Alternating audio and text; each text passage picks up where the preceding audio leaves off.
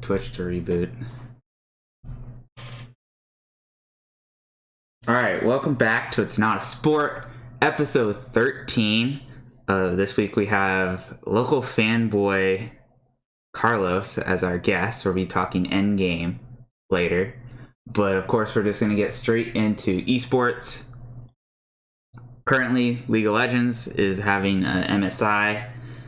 They had group stages last week, and they moved on to play-ins knockout, which Team Liquid destroyed Big Blue Buffaloes, and then Flash Wolves 3-0'd Vega Squadrons, and then I guess Flash Wolves and Team Liquid were already in the group stage. I don't exactly know how it works. So then after they lost to those two teams, Buffaloes and Vega Squadrons went against each other, and Buffaloes won.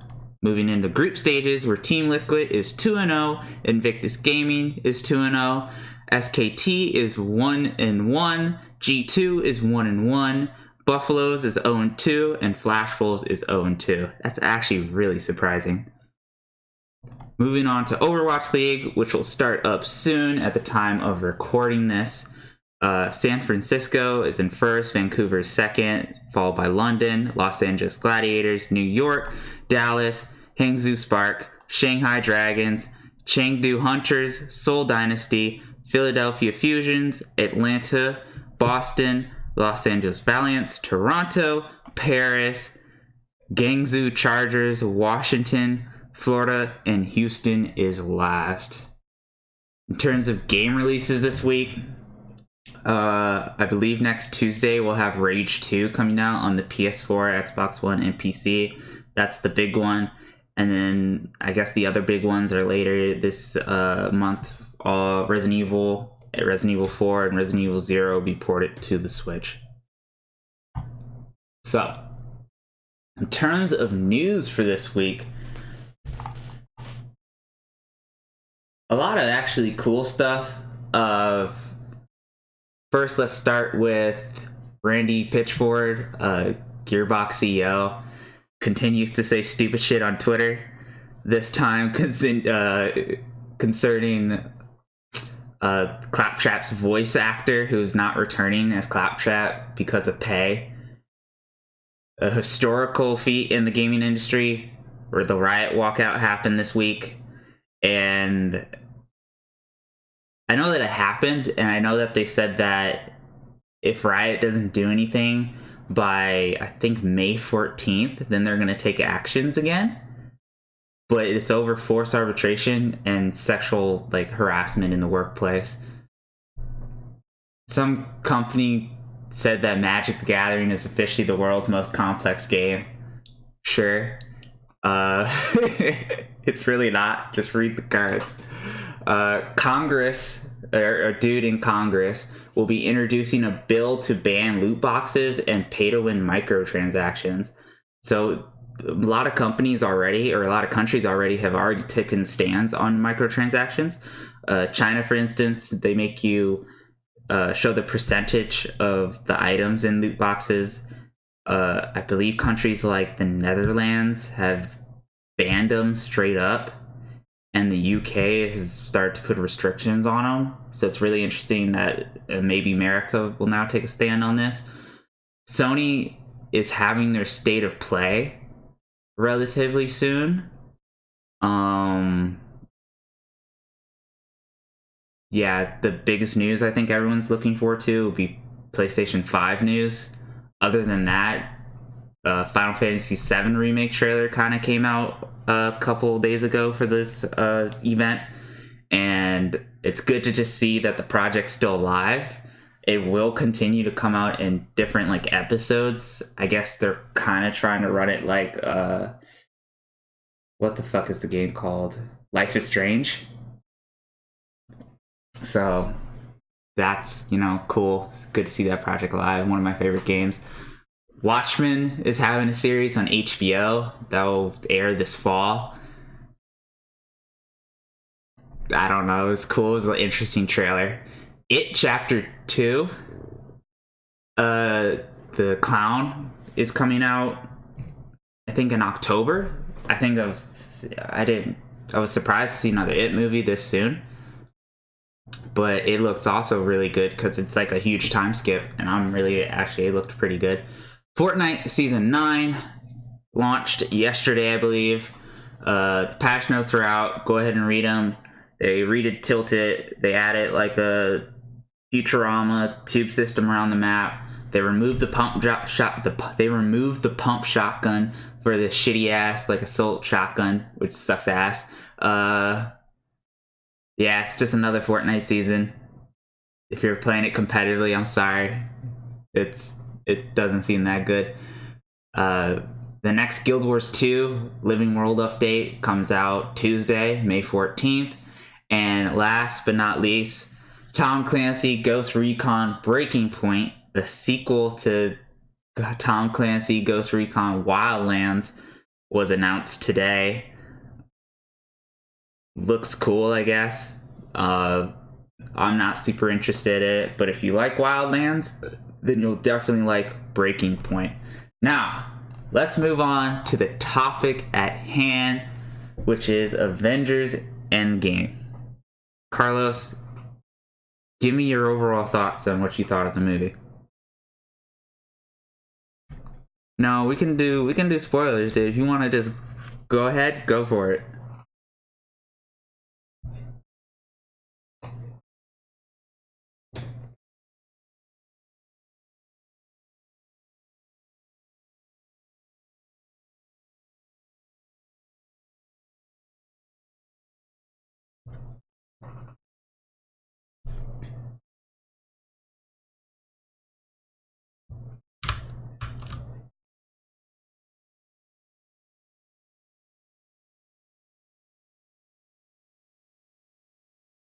Hmm.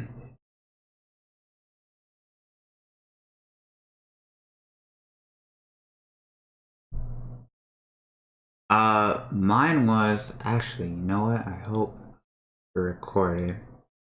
So mine was essentially, I really liked the movie. It was like you said, it was a tribute to all the other movies, so I liked it a lot. Um,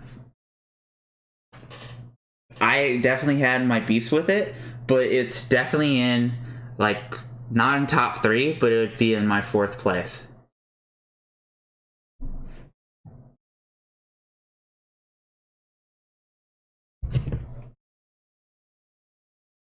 No, overall, yeah, like overall, I think it was a great movie. I think like it put Endgame to shame, right? But then like it raised the question, or not Endgame, I mean Infinity War. It put Infinity War to shame, but then it raised the question for me, um, which one was written first?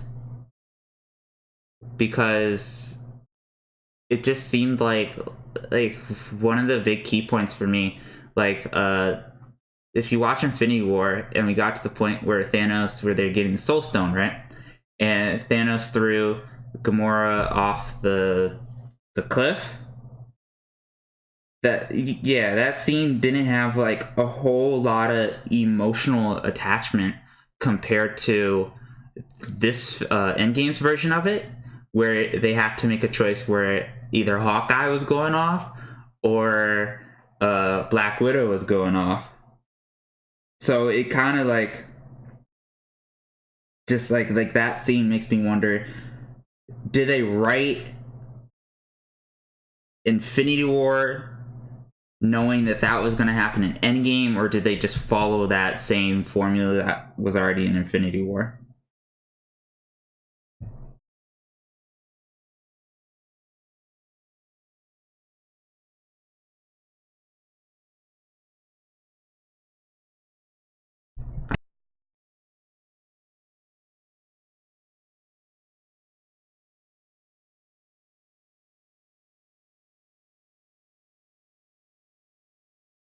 Is it good on your side or no? Like if you watch it, can you hear your voice on the stream though?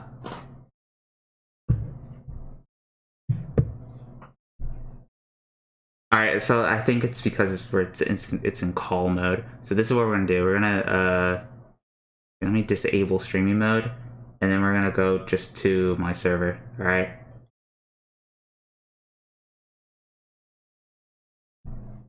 All right. They talking?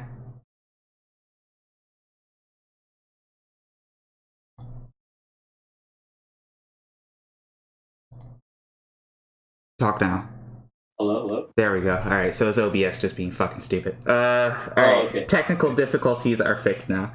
So Okay. we were talking about So you didn't hear. They didn't hear what you said, but. Okay. So you were talking about which one call it, which one was written first. I think from what I've seen in interviews and what I've read was they were written like, so they broke it up into two movies. Like they were writing the whole script, Mm-hmm. and then they essentially just broke it up into like, this is the first half and then the second half. So I think Infinity War was first, and then Endgame happened. Mm-hmm. Canonically. The Gamora and the Hawkeye Black Widow thing. I kind of have a problem with Boromir as a planet now because like, this is full spoilers, by the way, if you haven't seen it, but like I don't like how they essentially threw Gamora off to kill her, and they said it like so many times in so many interviews. It's like, it's a soul for a soul, you can't get that back. So the Gamora that we knew from the first like two Guardians movies and every other movie up to this is gone. They're pretty clearly saying like, she's gone, she's dead. But then in Endgame, they bring back a Gamora from the past, or like an alternate reality, I guess now, and I guess that like she's now in the universe. And I don't like that because essentially it just made like, that Gamora's character arc, yeah, that's gone now. Like, we're just restarting her. It's like, well, I kind of get it. I think that James Gunn could probably save it in Guardians 3. It just leaves the question, and like it makes me uneasy as to what they're gonna do with her now. Where I'm kind of like,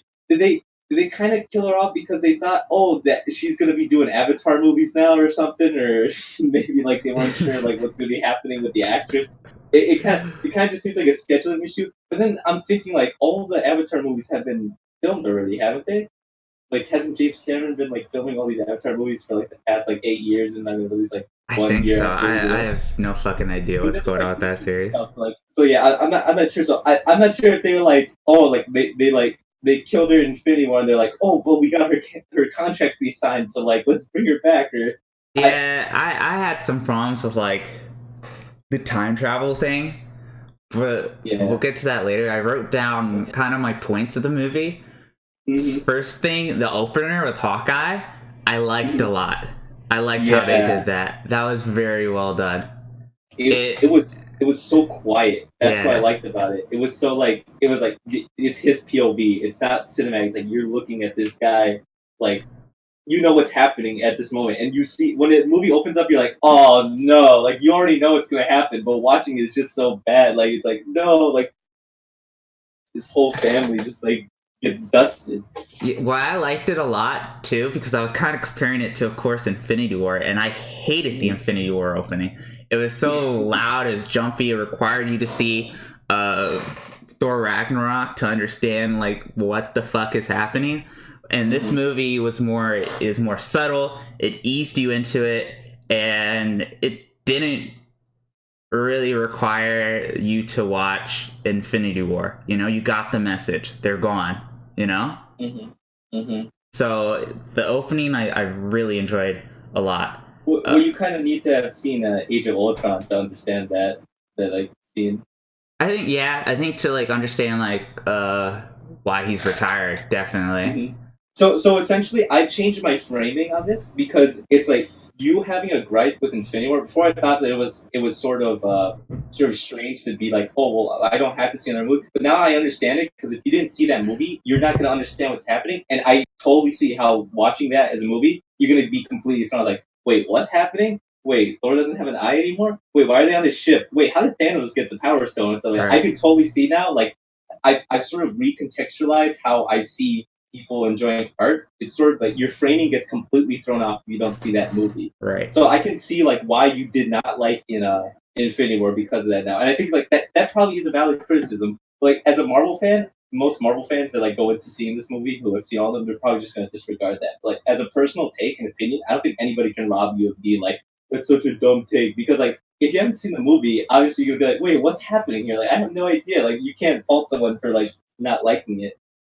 Right. Like that was my biggest problem with it. Like it wasn't anything to hate the movie. It's just a problem with film and storytelling that you don't really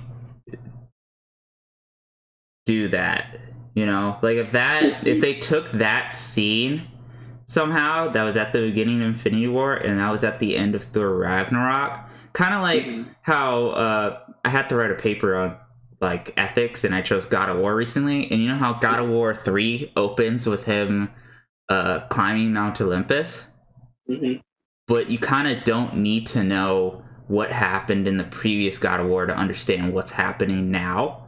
And that was my biggest problem with that opening. But they completely blew it out of the park with, I think, Endgame's opening. Quickly going over this again, overall, I said I enjoyed the movie. It played more like a drama than a superhero movie, which I thought was I had no problems with it. I thought it was interesting. Probably one of my biggest criticisms is I have no problem with the movie being 3 hours long.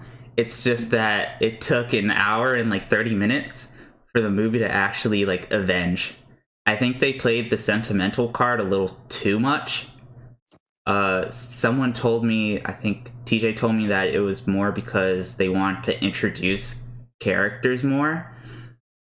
But yeah, they definitely wanted more character moments in this film, and I see that. But I think mainly why it took so long is I think that they wanted to really have it sink in the fact that like, oh, we're like everybody was sort of the biggest like criticism that people had of Infinity War was like, okay, like yeah, they snapped Black Panther and Spider Man, yeah, those guys are totally gone. Those $1 billion franchises, Marvel's just gonna erase, and they're like, we know they're gonna come back. I think Marvel really wanted you, and especially the directors. I think I've seen a couple of interviews. They say like, we want you to know that like this event is going to continue on in the movies, and we really need to let that sink in. Like they really had to sink in this idea of a time gap, and like this is the world now. Even when they fix it, like like there's going to be this 5 year gap of stuff that happened that like that's affected the movies now.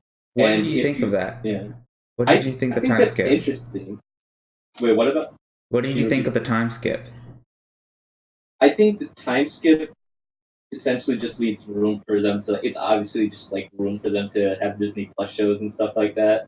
You think they're gonna use it? Okay. Other content. I think they're definitely gonna do some stuff. I don't know. It could even be that, but I do think it's interesting. Just the idea of like a post snap world. It's sort of like a nice world building thing where it's like this happened and like look it messed up the world for 5 years.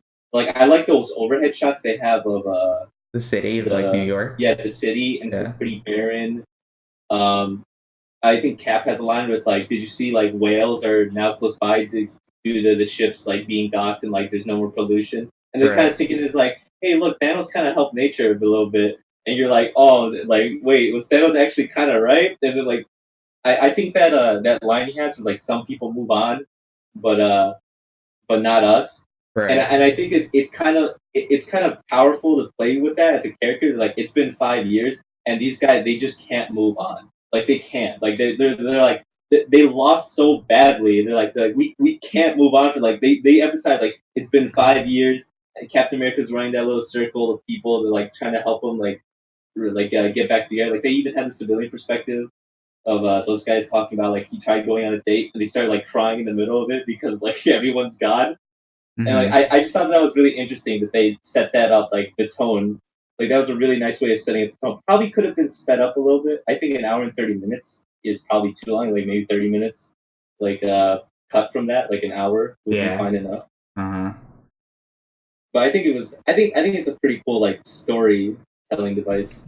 The time skip for me was actually really surprising. I didn't think they would go that route. But time skips for me, storytelling wise, are generally used to develop characters in a short like time. Like if you look at One Piece, for instance, right? You look at it's like Google Nami's design before the time skip and after the time skip. They like the writer just completely like just changes her character, like at least the design of her, drastically.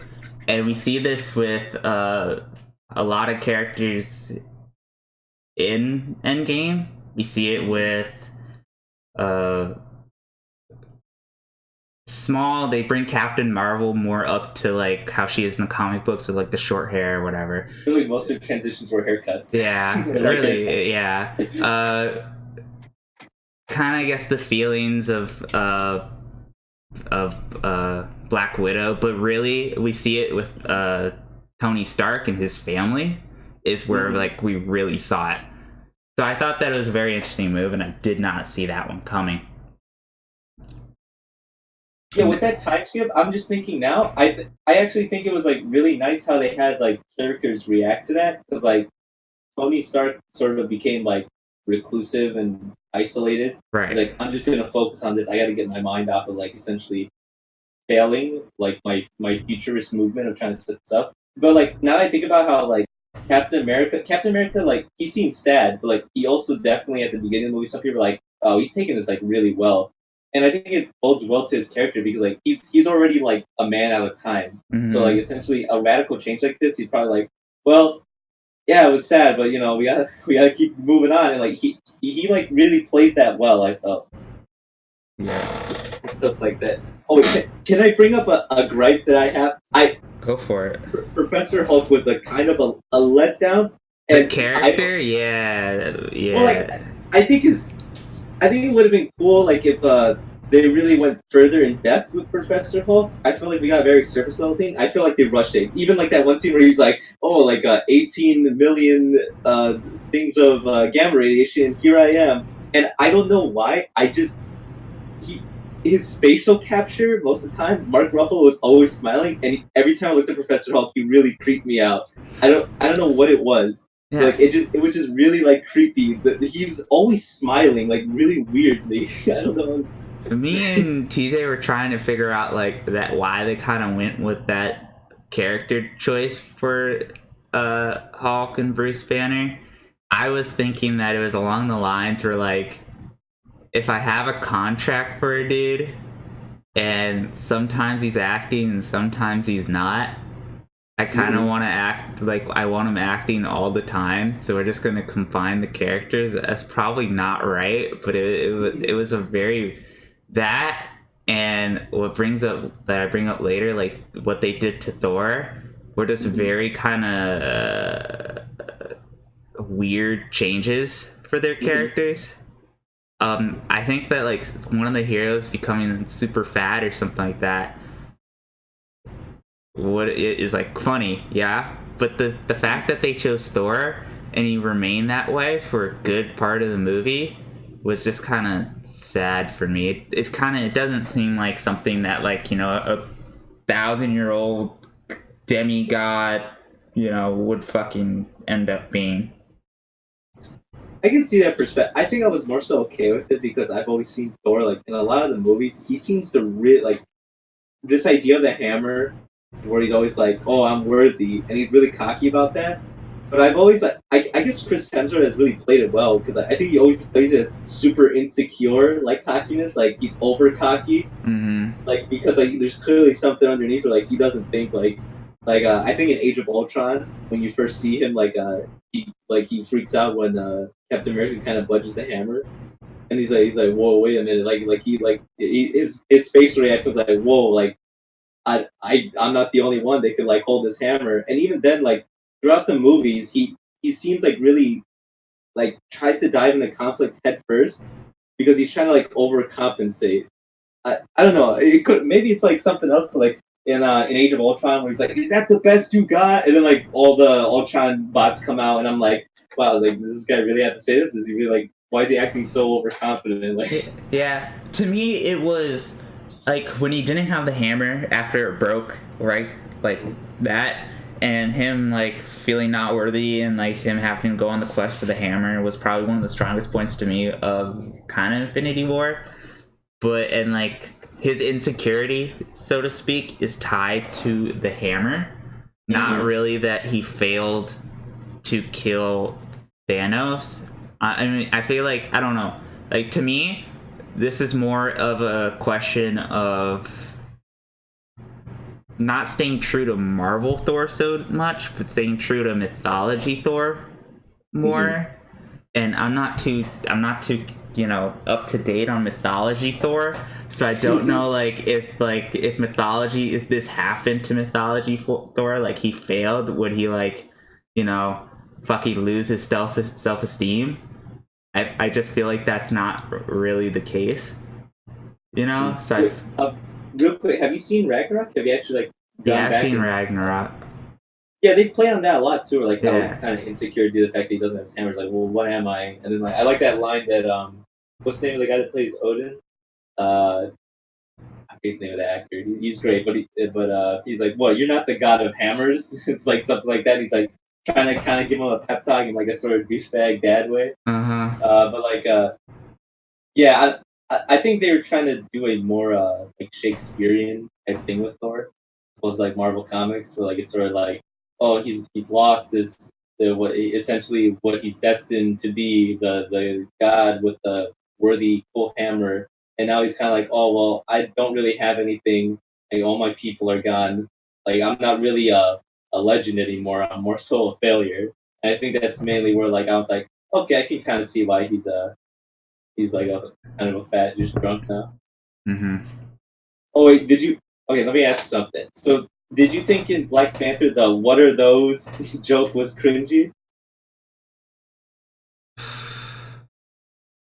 um It seems like a weird question, but I'm definitely going somewhere with this. I'm just because I personally I thought oh haha, but I didn't think it was oh what is this joke doing here? But a lot of yeah my friends really didn't like that joke. They're yeah that was so cringy. And I was I was fine with it. to It's just a passing me comment. to me it's oh, that's kind of funny. I didn't really laugh at it, but it's oh, okay, that's cool, kind of pop culture aspect in there. All right, I need to Same get with your Squidward's nose and Infinity War. now I have to ask, what did you think about the Fortnite reference? I was not mad about that, dude. I could see I that thought it was coming. pretty funny. I could see that coming for a mile away, because they did the event in game. So it's Yeah, only fair that you scratch my back, I scratch yours. So it's seeing Fortnite in the movie is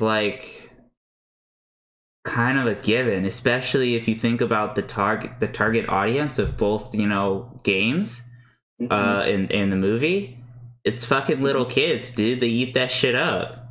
So yeah. I started rolling my eyes because I thought it was gonna be the typical gamer thing where when he says "oh, the guy's yelling at me" in the headset. I thought it was gonna be the typical thing where he gets on and then the little kid says something that hurts Thor's feelings and then he's all sad. And I was oh, this yeah, it's stereotypical. But when he actually screamed at him, he's "I'll rip both your arms off and shove them up your butt." And then he's crying. He's "Yeah, that's right. Go cry to your dad."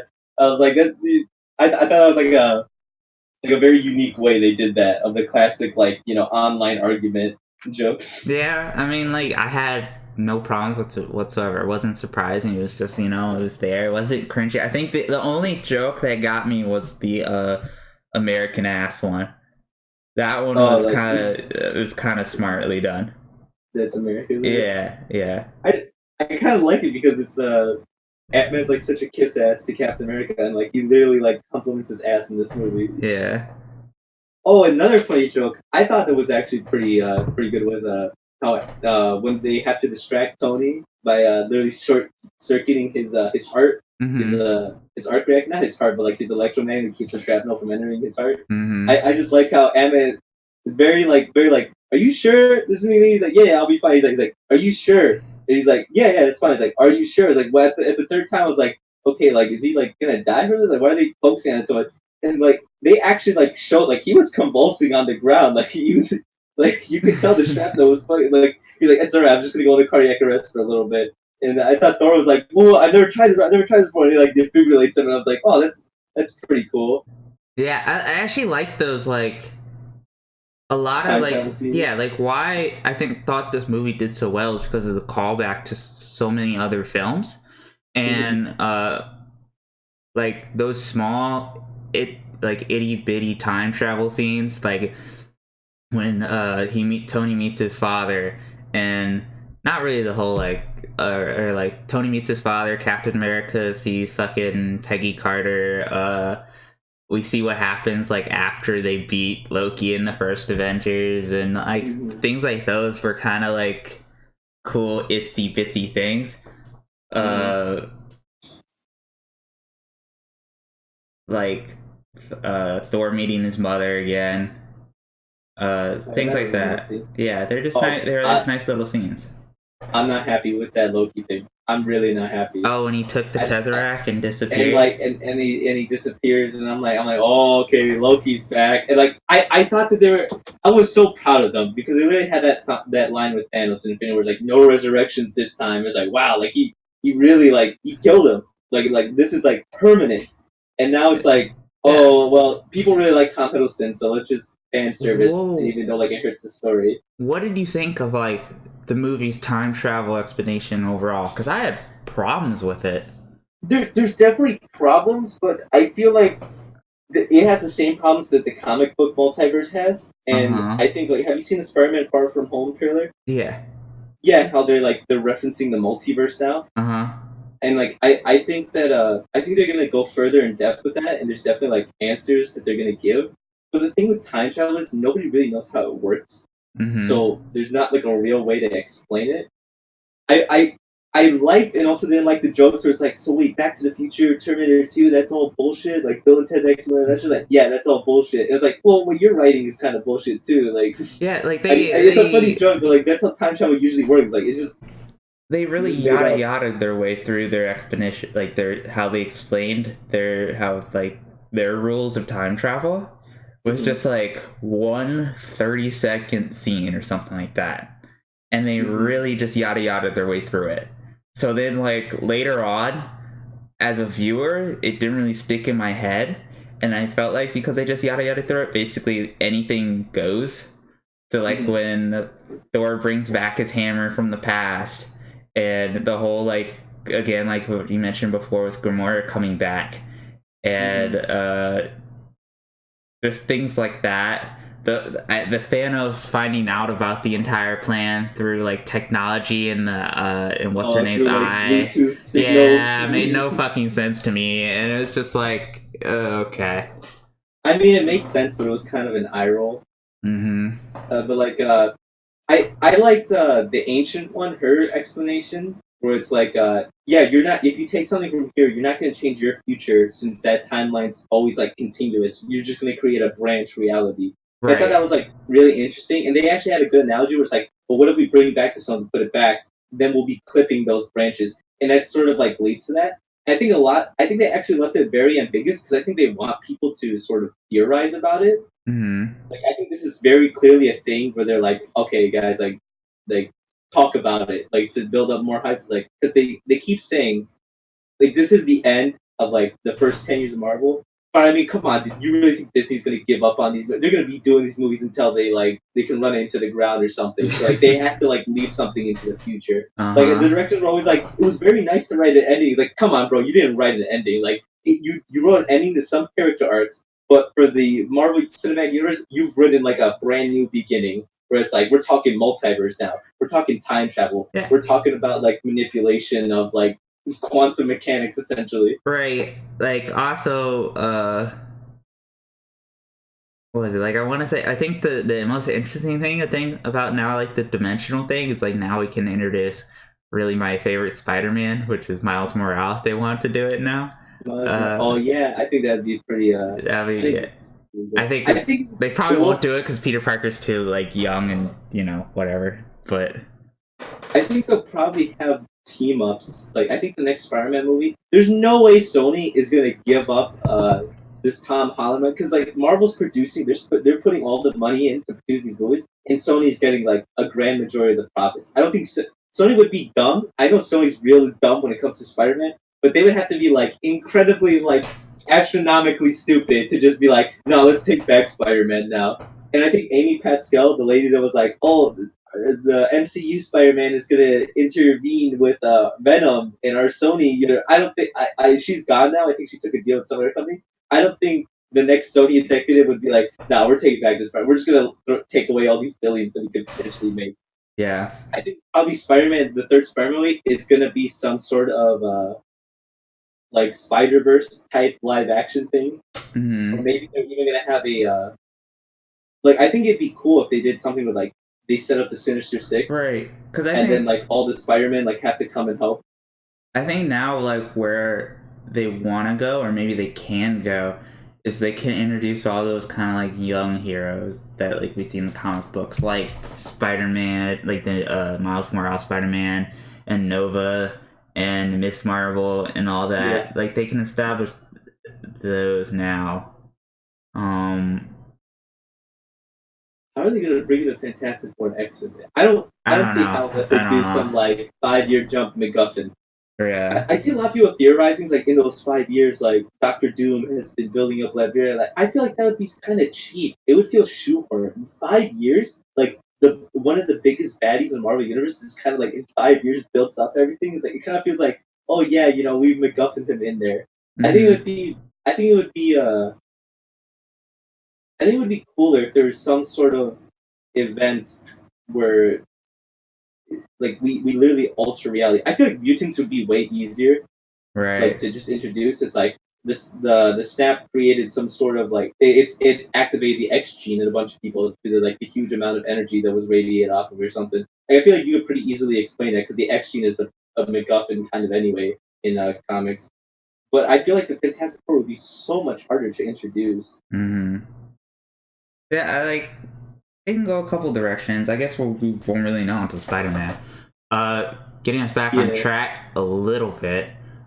What did you Mhm. think of Captain America using the hammer? I thought it was really cool. I felt that if they didn't do it in Age of Ultron, it would have been 10 times cooler. Like if they didn't have Vision pick it up, Mm-hmm. because like people when you pick up Captain America's hammer, it's a big deal. Because they always it's like he who is worthy can pick it up, and I think like it still had the effect that everybody wanted when you pick it. Like people in my theater, they're like yo, like no way, like when they saw the hammer levitating and Thor's like has the axe, like I said, he's trying to fight off Thanos, pushing the axe to his chest. As soon Mm-hmm. as it starts moving up in slow motion, people were like, no way, because everybody knew what was about to happen. And when he Yeah. picked that up and he started using it, I think I like Thor's reaction because I felt like it was very much that the audience reaction was like, I knew it. Like, yeah, you could pick that up. The moment was kind of ruined for me a little bit because I think the directors, I read an interview where they were like, where they said in Age of Ultron, he knew he could pick it up. Like Steve Rogers knew he could pick it up, but he didn't want to Mm-hmm. embarrass Thor. But I like the theory more where like he could budget, but he couldn't pick it up all the way because he was still holding the secret that like he knew Bucky killed Iron Man's parents. I thought that was Uh. way better than like he's not worthy because he's still holding on to this big secret, and now he can pick it up because he's essentially like admitted the secret and let it out.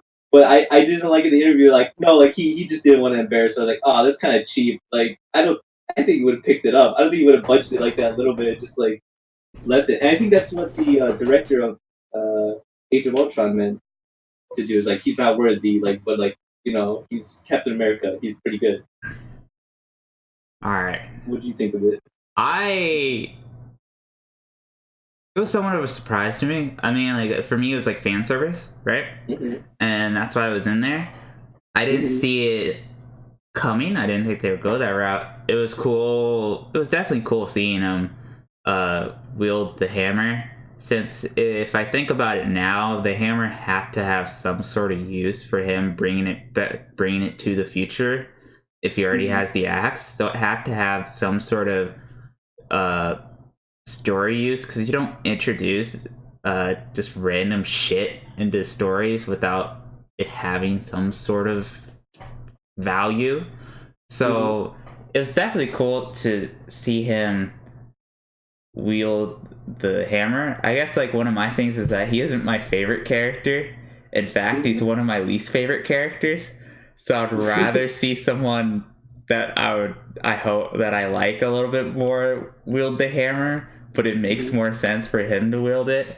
So yeah, Yeah, they did like two bits of fan service actually, because like I thought they were just gonna go with like multiple hammer Thor. Like right now in the comics, like mhm, Thor has like three hammers, mhm, and like he sort of just like uses them like constantly levitating around them to like kill frost giants and stuff like that. And I thought they were like, oh, they're gonna bring like two hammer Thor to kind of be like, yeah, three hammer Thor in the comics right now. Like this is an homage to that. But then they also did like the Captain America thing. I thought that was pretty cool.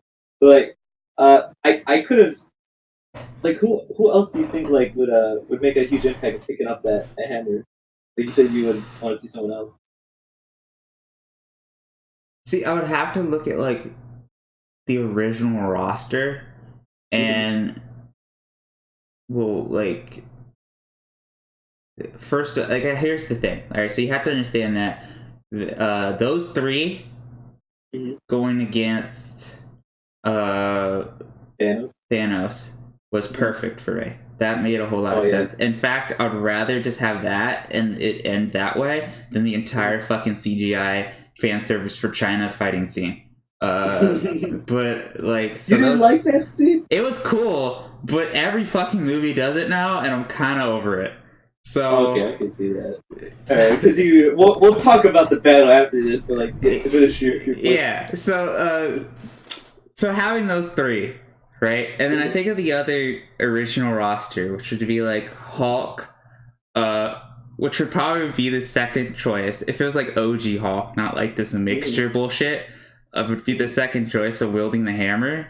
Would probably be like, it would be really fucking odd, but would be second logically would probably be the second most logical choice.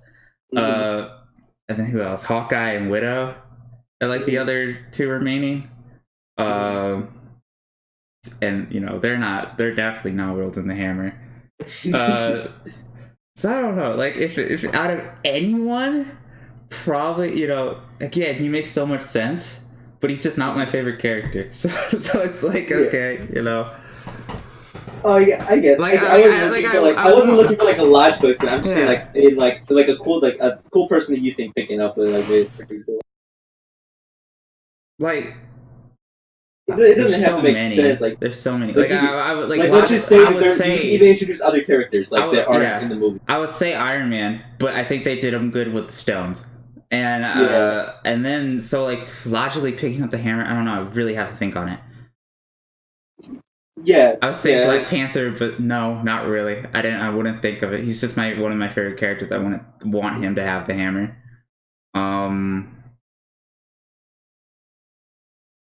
You could go. What the fuck is this girl's name? Like if they did the other weird logical thing that I would think of is Nick Fury. Only because in the comic books he tells them like the secret that makes them unworthy of the hammer in the first place. I remember what he told them. It was about that. It was the God Butcher. No. In Thor, there's this character called the God Butcher, and like he kills gods, like all races and all aliens because the gods essentially forsaken him, and like his whole family died, even though they kept asking for the gods. Mm-hmm. So he fights Thor, and I didn't read the conclusion of that arc, but essentially Nick Fury tells Thor that the God Butcher was right, that all gods are unworthy, and that's why he can't wield the hammer anymore. Right. Like Nick Fury told him, they're like, yeah, the God Butcher. So Nick Fury holding the hammer, really fucking weird, but that would be kind of cool, and then maybe either Thanos or like Jane Foster, but those again are like way out of the fucking ballpark. Oh, Jane Foster would be cool now. Yeah, if that's how they introduced her. Like if like let's say like with the portal, like the fucking portals start opening, right? The hammer flies to like her, okay, and that's how they introduce her. Very like lightly. I mean, if they did something like that. They introduced Rescue like pretty much like that. We're just like, hey, look, Pepper Potts is in a suit now. Mm-hmm. Like, I could see that done. All right, you okay to move on to the big Chinese fight? Yeah, let's go for it. I liked it because I can tell you why I think it's distinctive. Because I could actually tell what was going on in this fight. It was very clear, and I even like this from Infinity War. Each character is very clear to tell like what they're doing in these massive battles. Mm-hmm. Like I like the overhead shots in Infinity War when like Black Panther and Captain America are fighting in like Wakanda, because you can see Black Panther like using his kinetic energy from his suit, and you could like tell like these are like it's a hero unit on the field, almost like when you're playing like an RTS, like what's happening. Right. And I felt like maybe whoever was the visual effects guy like played RTSs and knew like, okay, I know how to show like hero units like in combat, and like I got that so much in the final battle, like when they're all lined up and they all charged in, like I could see individually like, oh look, like Pepper Potts is like fighting back there and rescue. Like, oh look, Black Panther's like using his connecting. Like I could tell like it wasn't just CGI like bodies colliding. I could actually see actions, and like that's why I really like that fight. Yeah. All right. So there's a couple rants in here. All right. So overall, it was much better than Infinity Wars. All right. Okay. I'm tired of big CGI battles like for China because I know China loves those, and a lot of movies just do them nowadays. Like Aquaman had it, and like so there's just a lot of them nowadays. So I just think like over here we're tired of them, but over there they're like, oh, that's fucking awesome, you know. Let's go into and visually, right? Like what you're saying visually, I thought it's very well done. I thought that the main focus like of the entire fight or that entire like scene was the gauntlet and getting the gauntlet to point A to point B essentially. And even though like sure if I like pause it frame for frame, I can see, you know, X is doing Y over there and B is doing C down there or whatever the fuck, right?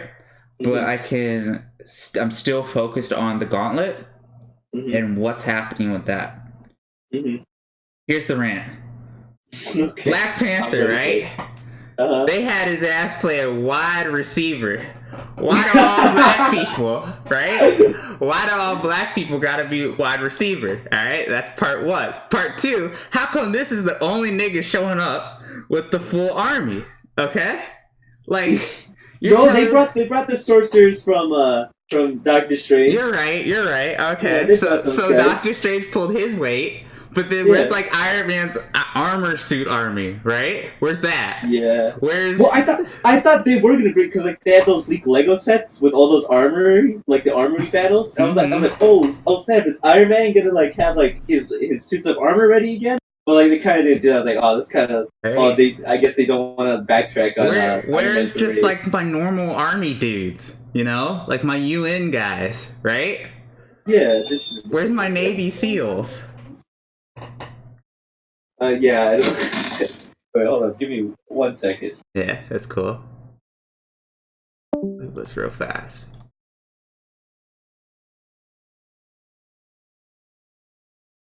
So yeah, there's a... Okay.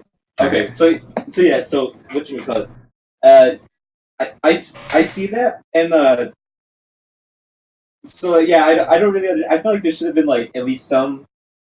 I always feel like Shield should be doing something. Yeah, because I watch Agents of Shield. True. I watch Agents of Shield, but like I just don't like how in Agents of Shield they're always they want to set up that they're rebuilding Shield, but then nothing ever happens with Shield. Because like if Shield, like, and I'm even scared about this in Spider-Man Far From Home because like Nick Fury's in there. I'm like, is Shield gonna actually do something now? To me, Nick Fury's just a quest dude now. He's your fucking basic NPC who just gives you the quest. It's so annoying because I'm like, I even if they just brought like a couple like Shield agents, like Maria Hill comes with like I don't know some like maybe the Agents of Shield that would have been cool. If the like some of the Agents of Shield cast like came through the portal with like Nick Fury. Right. Because like they showed that Nick Fury knows how to brawl like in Winter Soldier like. That was kind of disappointing too, but just like a little counter to like your earlier point about like how you're tired of seeing these battles. I think if anybody's gonna have a big battle, I agree. I hate that some of these movies just shoehorn in this big battle. I think this movie earned it. Well, this movie, 10 years this movie, for this the last film, Infinity War, could have done without that battle. But this movie, since it's like the end one, and this was like their end one, yes, it earned it.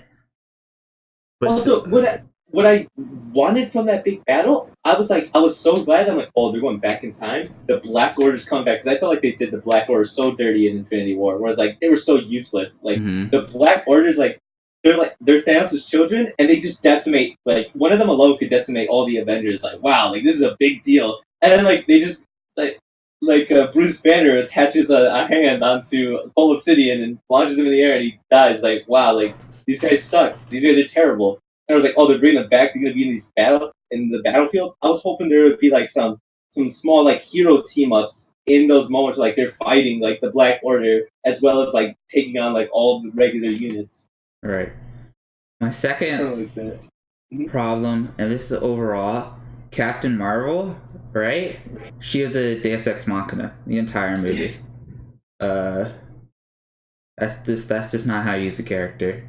I just think she was useless. I don't even think what did she do? Really? Well, that's her. She's like, I mean, you know my thoughts on her, and she's essentially Marvel's Superman. So like, there's just so many points in the movie where like, like when Thanos was about to put on the gauntlet and win, right? And then she shows up. That's a Deus Ex Machina. She just comes and just saves the fucking day. Like, and then like even her introduction in the film, like in the beginning, was just kind of like, okay, why are you here? Yeah, she was fucking useless because they don't know how to use her.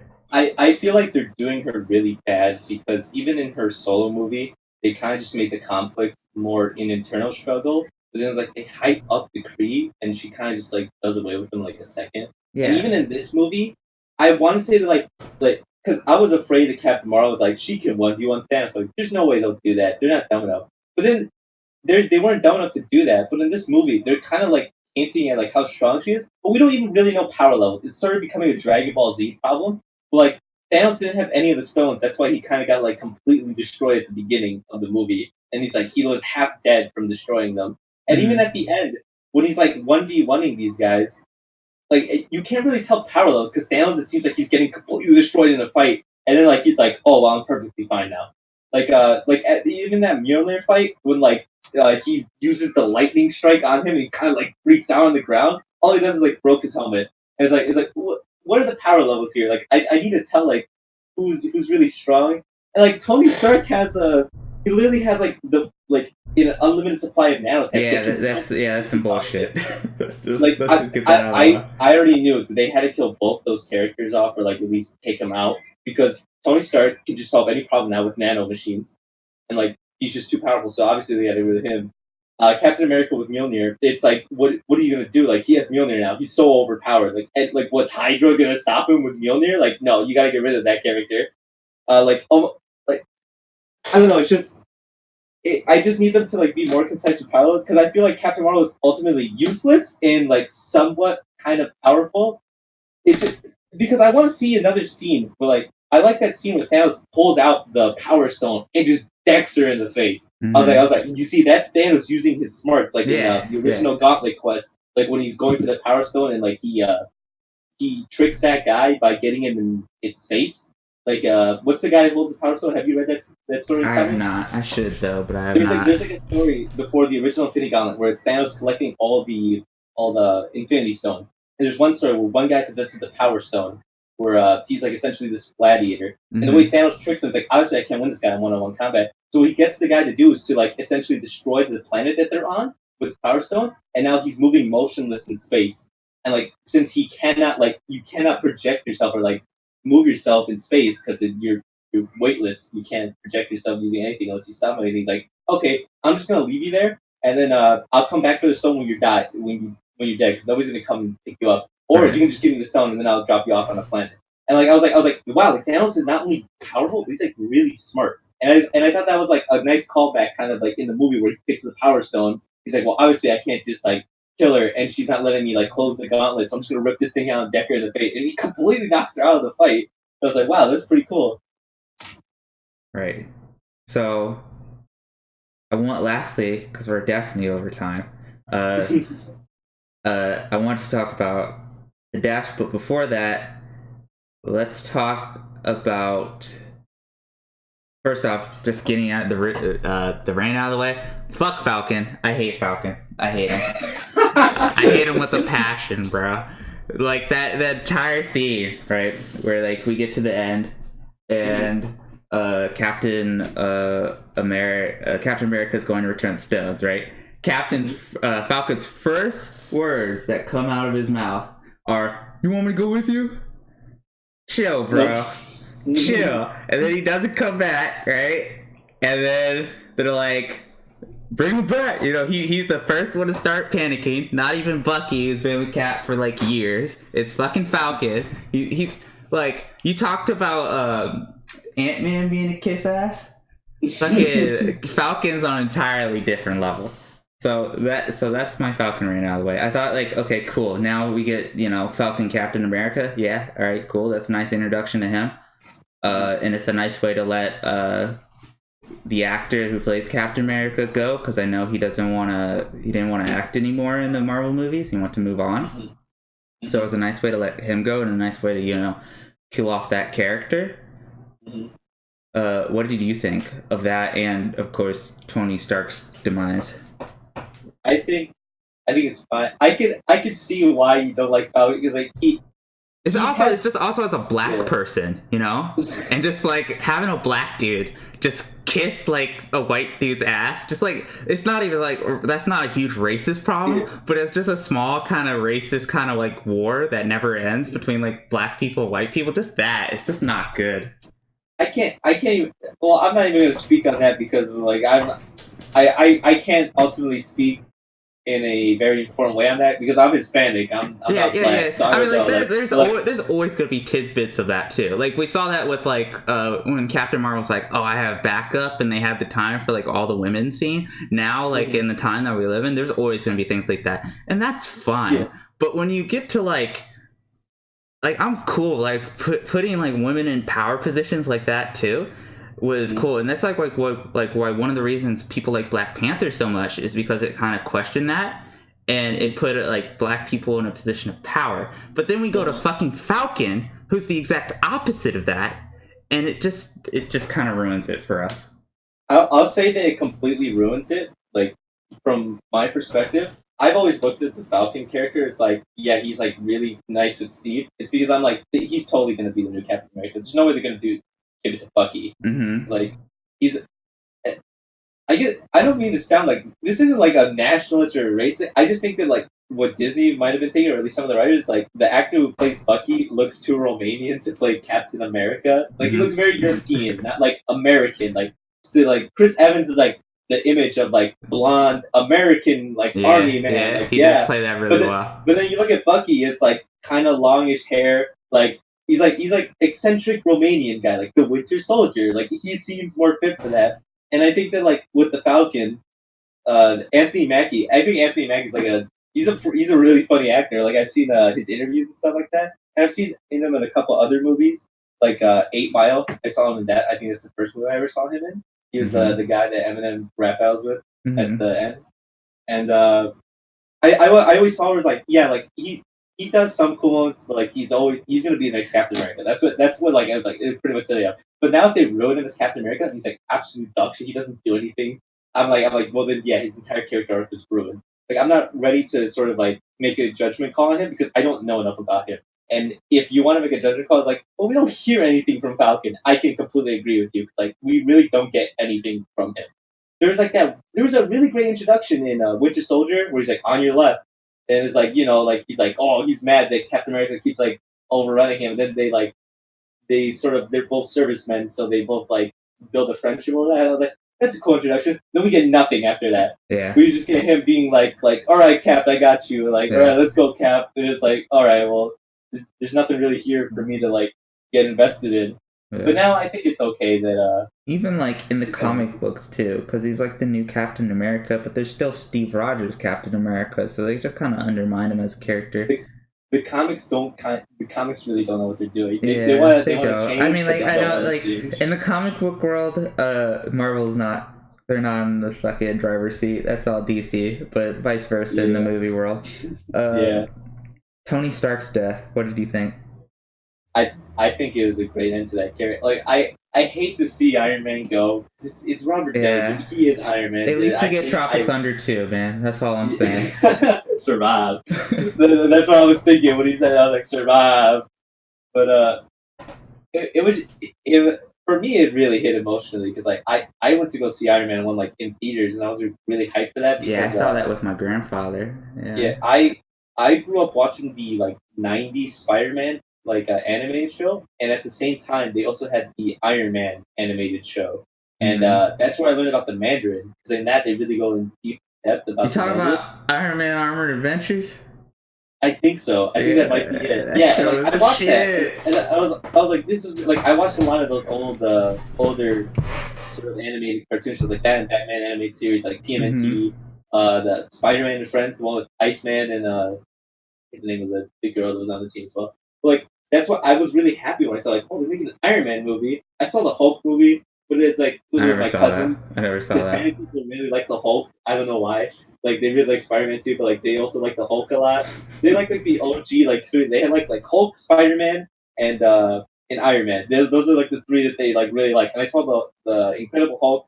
Like, I think we rented it from Blockbuster. We saw it with, like, my family. And I was like, I didn't really think anything of it. But I saw Iron Man, and like I really wanted to go. Like I bought the toys, bro. I bought like the Iron Man toys and everything. Like so, I've grown up with Robert Downey Jr. Like I've gone to see every Iron Man movie in theaters, and this is not even like thinking like, oh, I'm an MCU fan, so I have to watch the MCU. I just want to saw it because I'm like, I really like Iron Man now, and it was just it really they really did him justice. I think with that final line, he was like, "And I am Iron Man," and he snapped. And I was like, that's the if you're gonna go out as a character, that's the way you gotta go out. Like as a badass like that is like, and I am Iron Man. Like, and I actually read that originally they had him say nothing. They just had him smile and snap. And then they were editing, and they're like, this is missing something. And their editor was like, what if he said, and I am Iron Man? And they're like, we gotta get the cameras right now. Call Robert right now. We gotta get him back. And Robert Downey Jr. was like, I don't want to reshoot that. I don't want to go back into that emotional state. And his manager was like, he's like, Robert, that's the best line ever. Like you have to go film this. And he's like, okay, fine. And then they got that line, and like the story and even just everything leading to that moment, it just seemed like the perfect arc for him. Yeah, it is well done. Even the post after that, like the Holographic funeral bullshit, yeah, was really think, well done. I think the funeral was great because Robert Downey Jr. He did build the MCU. He's the reason it exists, and then the fact that what the MCU is now, all the characters at his funeral, I think that was like a really nice touch too. Like Right. it's what he built and what he's essentially brought together, like sending him off. Yeah, right. And I think that handing it's really unpredictable. I think where it goes from now. I think that Spider-Man being the next movie, I think is now a smart choice because of that relationship and them handing it off to Spider-Man, like as we saw in the Far From Home trailer. By the way, that makes me very scared. Captain America, that scares you.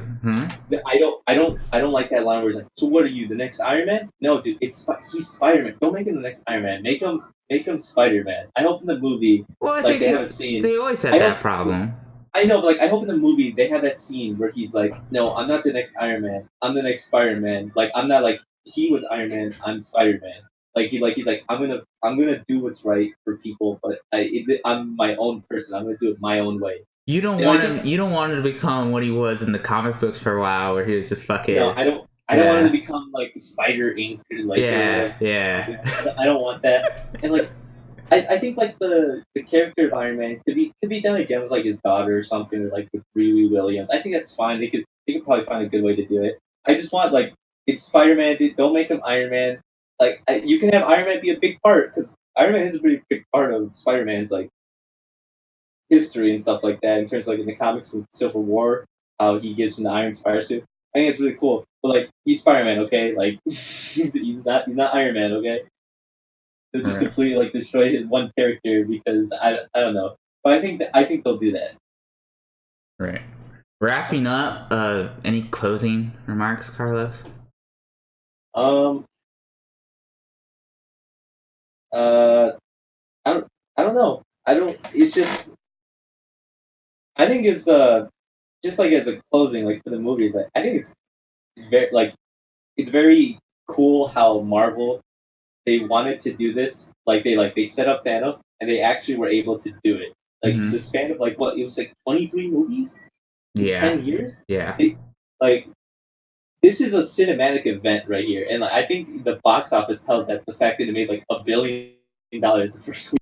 It's like I just think from just like liking the film industry, I think Marvel Comics from like what I've seen, I think they like they you know how that they've said like theaters are dying because Netflix and stuff like that. I think they sort of like brought back going to the movies. I think they brought back that feeling because they brought something unique with this whole Marvel Cinematic Universe. Where it's like going to the theater now is an event again. Before it used to be like oh, we'll just go to Blockbuster and rent the movie when it's on DVD, or like we'll just play it when it's on Netflix. But now it's an event because of sort of the spectacle of like building a world with like the Marvel Cinematic Universe, and like other movies are trying to replicate that. And I think that's really cool to like sort of it's breathed new life back into the theater going experience. Yeah, they definitely hit it out of the ballpark for me, and I'm really excited to see where it goes. Anyway, thank you for being on the show, Carlos. Really appreciate it. No problem, man. Again, thank you for listening to It's Not a Sport. If you want to catch all of our past shows, they're up on YouTube. You can listen to all of our shows on SoundCloud, iTunes, Spotify, and Google Podcasts. Follow us on Instagram, and of course, catch the show live at 7 p.m. or my bad, no, not p.m. a.m. No, p.m. I'm right. Central Time on twitch.tv/saltywaffles, where you can ask us questions and be up to date on all the latest gaming news. Thank you for listening. Have a wonderful day.